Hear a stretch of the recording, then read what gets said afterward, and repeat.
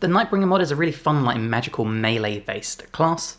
So let's go over it level by level, combat tutorial, and the items you can need. I forgot what I was trying to say there. So of course we start with the Nightbringer mod. This will give you minor illusion and guidance as cantrips, as well as dark burst. This is a 1/6 force damage. Amplify the darkness within to unleash a surge of energy, propelling enemies 4.5 meters away from you. You gain Umbral Bulwark for every target hit. This is a +1 bonus to armor class and saving throws, and you can stack this up to 7 times. Now, when it comes to actual proficiencies, it's worth noting we do get Shadow Forged weapon, so infuse all your equipped weapons with the Essence of Darkness. Attack rolls will use your spellcasting ability modifier, and your weapon damage becomes force. So bear that in mind, this will last until long rest. You gain expertise, superior dark vision, as well as charisma saving throw proficiency, constitution saving throw proficiency, simple weapon, martial weapon, light armor, medium armor, and heavy armor and shield proficiencies. For your ability points, we're going to have 8 strength, 16 dexterity, 14 constitution, 10 intelligence, 10 wisdom, and 16 charisma. For your proficiencies, take what fits your roleplay, and the same for your expertise. Nightbringer level 2 brings Shadow's Whisper, so an uneary, unseen force subtly manipulates reality, making you more likely to succeed in any any task. Half your proficiency bonus is added, rounded down to ability checks that you're not proficient in. Really powerful. You also have Shadow Shift. You vanish into a swirling vortex of shadows, reappearing in an unoccupied space within your sight. We get Summon Night Eye, so call forth a unique raven that can mark enemies. And Nightfall. So target must be affected by Nightbrand. Nightbrand is landed through the bird here. And what that will essentially do is mean while you've got this, killing a creature with this attack grants you 4 movement speed, increases your damage by 1.8 force damage. This is best seen in combat to make it make more sense. When it comes to your spells, we're going to take Shield, we're going to take Longstrider, Create or Destroy Water, Healing Word, and Command. Nightbringer level 3 brings Echo of Oblivion, so after killing a creature with Nightfall, you can enhance your next Nightfall attack, dealing an additional 2 to 20 force damage. Only one attack can be enhanced at a time, and the effect does end with combat. This is insane. We have Cage of Darkness, so create a sphere of blackness, teeming with malevolent energy. The area is difficult terrain, creatures within are blinded and afflicted with Nightbrand. We also have Mirror Image, Silence, Warding Bond, and Web, as well as Whole Person, Darkness, Arcane Lock, lots of amazing spells you can choose from. So when it comes to this, we are going to take Hold Person at this point. Nightbringer level 4 brings your first feat, as well as Night Piercer. Your attacks ignore resistance and immunity to force damage. Don't forget, all our weapons will be force damage. We get one more cantrip at this point, and we are going to take Dancing Lights. And then for a fighting style here, we're going to take Great Weapon Fighting. So when you roll a 1 or 2 on a damage die for an attack with a 2-handed melee weapon, that dice is re-rolled once. We gain an extra feat at this point, and because Charisma is our spellcasting modifier and used for our weapon attacks, we are going to bump our Charisma up to 18. And then for a spell here, we're going to take Mirror Image to boost our AC. Nightbringer level 5 brings Summon Night Eye 2. So Night Eye gains improved stats, and once per short rest it can cast Cage of Darkness without using the Summoner's concentration. We gain extra attack, as well as Dark Rift. Crack open a rift in the void, pulling enemies towards it. Insane stuff. Now as you can see, we get to pick more spells at this point, and from here I would personally take Haste, as Haste is very powerful, and I would take Sleet Storm. Nightbringer level 6 brings Expertise, so we can choose 2 more skills that we're proficient in to become Expertise in. So for this, pick whichever one fits your roleplay again. And then for your feat, we're going to max out our Charisma at 20. We get to pick another spell at this point, and for this one I would personally take, Invisibility. Here we go. Nightbringer level 7 brings Enigmatic Flow. So once per short rest, after killing a creature with Nightfall, you may cast an illusion or enchantment spell without expending an action until combat ends. This is awesome, you can really play up with this. We also gain Devour in the Night, so Dark Maelstrom engulfs the target and caster, pulling them through the fabric of space to a nearby unoccupied location. In this turn, until you kill a creature, when you roll force damage, you can maximise your damage amount. So we get to pick some more spells at this point for 4th level, and I would personally take Greater Invisibility, and I would take Stone Skin. Nightbringer level 8 brings your 3rd feat, as well as Dark Amplification. Your control darkness has deepened. Cage darkness now targets 2 areas now. For an ability improvement here, I would take your dexterity to 18, as this will affect your AC, as well as your initiative, and because we're using exotic material based armour, we'll add our full dexterity modifier to it. For a spell hit, I do think taking Hypnotic Pattern is a good shout. Nightbringer level 9 gives us a bunch of more spells we can now choose from, as well as a passive. Now for the passive, I would personally take Protection. Nightbringer level 9 brings a bunch more spells we can choose from, as well as a passive.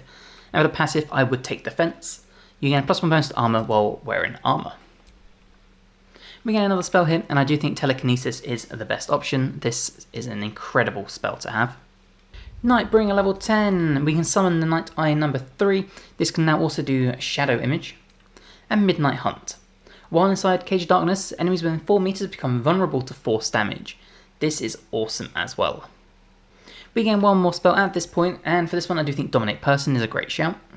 Level 11 brings Reliable Talent. Anyone familiar with the Rogue will know this very well. So when you make an ability check with a skill you're proficient with, the lowest result you can roll on the die is a 10. And now we get to pick our level 6 skills, and for this one I do think Hero's Feast is phenomenal. And Nightbringer level 12, our final level, gives us one last feat, and for this we're going to maximise our dex at 20. We also get to pick one more spell, and for this one I would take Eye Bite, just so we have a very high level damage dealer.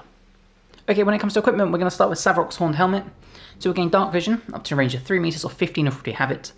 More importantly, it will reduce our critical number by 1 to a 19.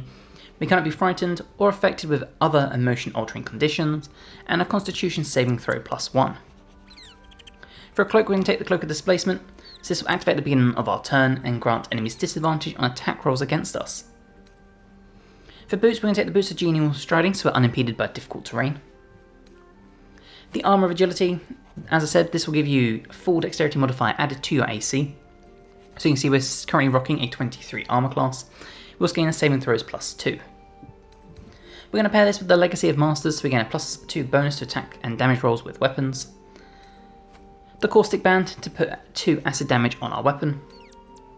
The Strange Conjurer Ring, so while concentrating on the spell, we'll do an additional 1 to 4 psychic damage. The Moondrop Pendant, so with 50% hit points or less, we won't provoke opportunity attacks. And then for a weapon, I do like the Halberd of Vigilance. +1 bonus to initiative rolls and advantage on perception ability checks. And when you make an attack roll as a reaction, you can make it with advantage. This also has force damage on it, but the whole thing will be force damage once we get to that point. So that is the build. Let's go find some combat and check it out.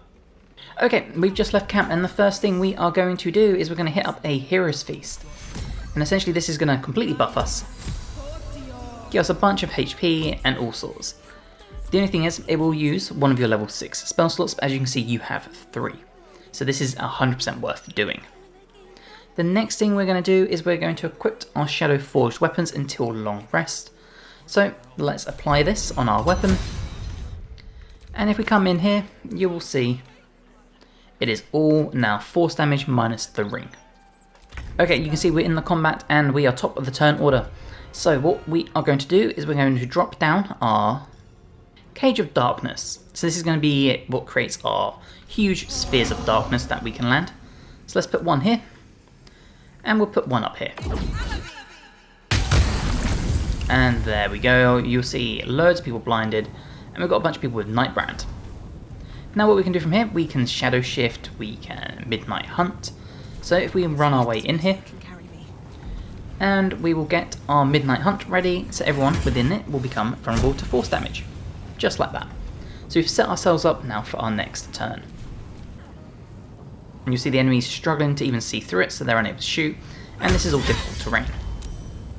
Now thankfully, we have pretty good concentration saving throws, so we managed to maintain our concentration on all of this.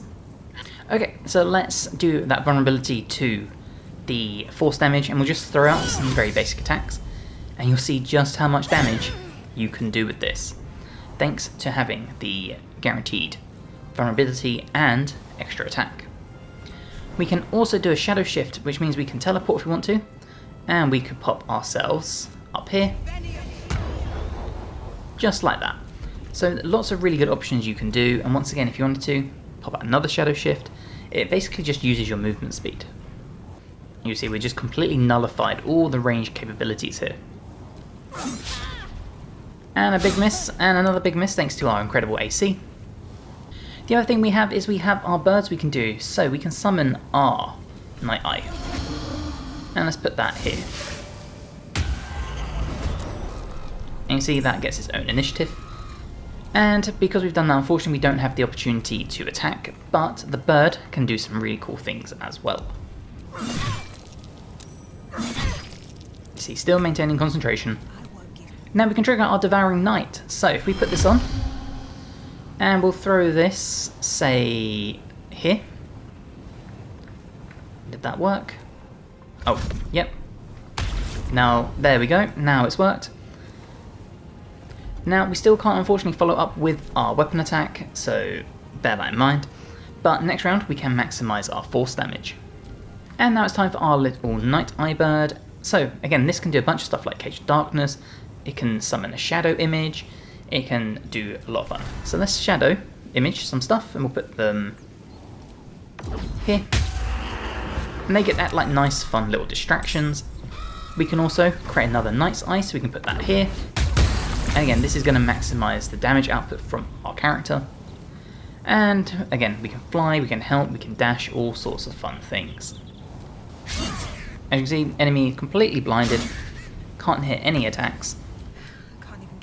Which means we can just continue doing all of our bulk damage. And you'll see we can pump out some crazy stuff, and we've got that psychic damage thanks to our concentration on this darkness and the darkness up here. Now our little distractions have gone, but our bird can be used for some really cool stuff, such as just basic attacks. And you'll see it can pump out a pretty decent amount. It can also do a shadow shift, which means it can teleport as well. It can do normal flight, a lot of cool things.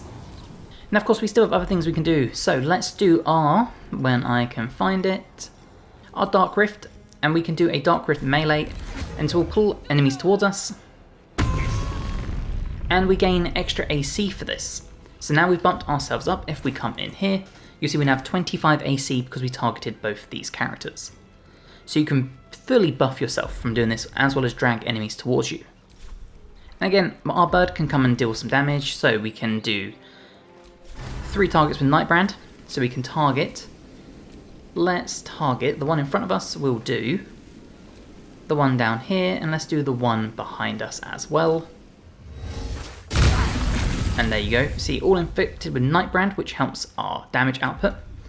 And we still have other things. If we want to, we could do a shift, Night Eye, lots of fun things. Now, because we know the enemy has Nightbrand for one turn, we can run up here. And we can deal the extra damage. The other cool stuff we have is we have things like Nightfall. So if we were to trigger this, we can guarantee maximum damage.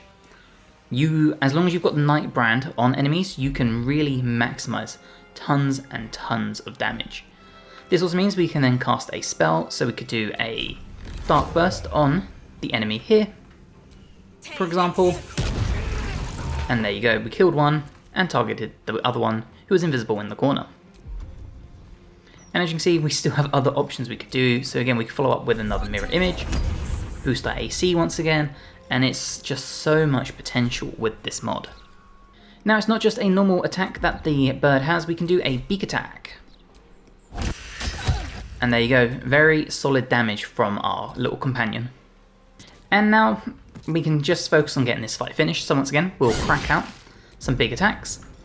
You can see we can do another Nightfall. So we can target this enemy because they have the mark. And there you go, and then we can start hunting down the rest of the enemies, such as the one that's hidden away in here still, who has done nothing all combat. We can also, if we want to, hit it with a Dark Burst, so do a melee one on it. And there you go, and that will fling enemies for just ages. Okay, let's hunt this enemy down and start finishing the fight. So if we come up here, you'll see the enemy has no debuffs at the moment, but also no weapon for who knows what reason. So if we just do some very regular attacks, you'll see our basic damage output, just like that. So it's always worth having that Dark Brand on enemies because you will do way more damage. And like I said, the bird can fly, so we can use that to our advantage and bring ourselves sort of up here, making sure we're in enough range to be able to land some beak attacks. And of course that also means within range to land our melee hits as long as they're not big or critical misses. And then it's very simply just a case of ending the fight, just like that. So this really is a mod that is designed around ending fights through darkness, making sure you've got Dark Brand to maximise your damage output, being able to throw enemies around with the Dark Burst, and just buffing yourself so incredibly powerful. Now the thing is, if we come in here and we short rest, you will see we do not regain our spell slots, so bear that in mind, but our lovely little bird will just stay here. We've still got the buff from Hero's Feast, all sorts. So I really hope you have enjoyed the Nightbringer mod for Baldur's Gate 3. If you have, please drop the episode a like, helps me tremendously. If you're ready, please subscribe to the channel for more. I've got more guides to Baldur's Gate, to Dragon Age, to Oblivion, Expedition 33, Elden Ring, Night Rain, all the amazing RPGs you could ever need. And hopefully, I'll see you in the next one. Bye guys.